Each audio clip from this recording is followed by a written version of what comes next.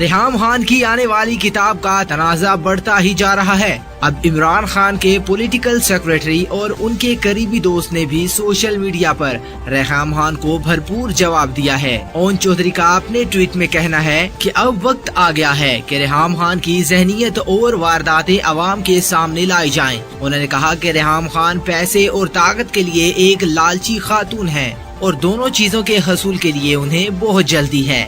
اون چودھری نے کہا کہ ریحام خان کی آنے والی کتاب جھوٹ اور گندگی سے بھرپور ہے۔ ریحام خان کی جانب سے اپنی فلم کے لیے علیم خان سے 1 کروڑ کی ڈیمانڈ کا میں خود گواہ ہوں، جبکہ ریحام خان نے ہمارے ایک پارلیمنٹرین سے بھی فرنیچر کے لیے لاکھوں روپے کے قرض کے لیے رابطہ کیا، جو بعد میں کبھی واپس نہیں کیا گیا۔